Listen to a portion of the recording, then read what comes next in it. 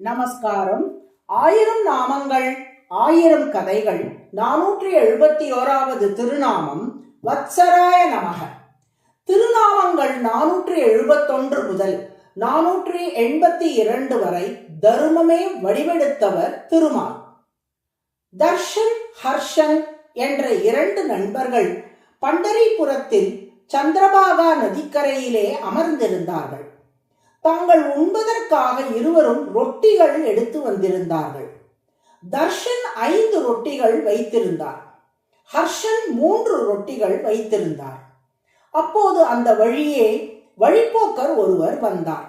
அவர் இருவரையும் பார்த்து, நான் நீண்ட நாட்களாக பசியால் வாடி வருகிறேன், எனக்கு ஏதாவது கொஞ்சம் ரொட்டி தர முடியுமா என்று கேட்டார். தர்ஷனிடம் உள்ள 5 ரொட்டிகளையும் ஹர்ஷனிடம் உள்ள 3 ரொட்டிகளையும் சேர்த்து மூவருக்குமாக சமமாக பிரிக்க வேண்டும் என்றால் அது சாத்தியமில்லை. 8ஐ 3ஆல் வகுக்க முடியாததல்லவா?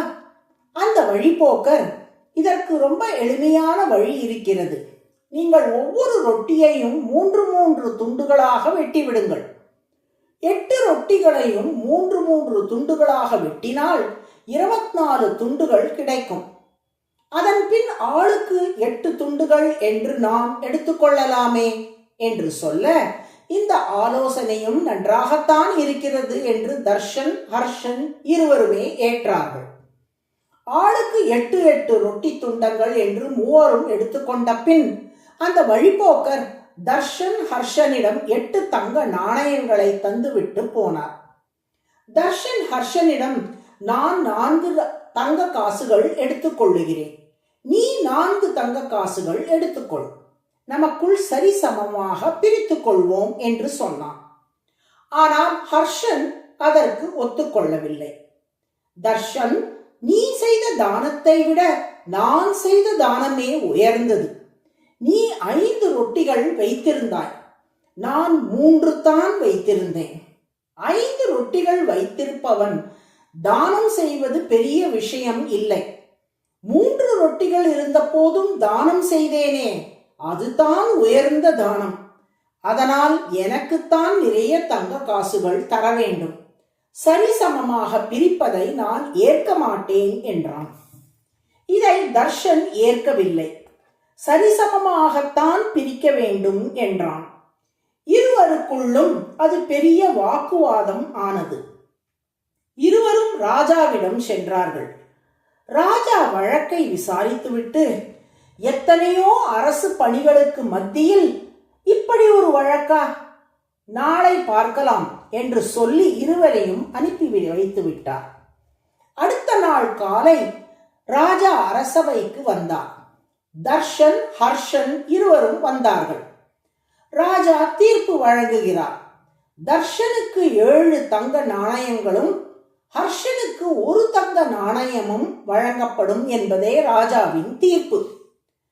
தீர்ப்பின் தாற்பயம் புரியாமல் எல்லோரும் விழிக்க ராஜா சொன்னார், தர்ஷனுக்கும் ஹர்ஷனுக்கும் வழிப்போக்கனாக வந்து காட்சி தந்தவன் சாட்சாத் பாண்டுரங்கன். அதே பகவான் தான் என் கனவிலும் வந்து காட்சி தந்து எனக்கு ஒரு கணக்கை சொல்லிக் கொடுத்தான்.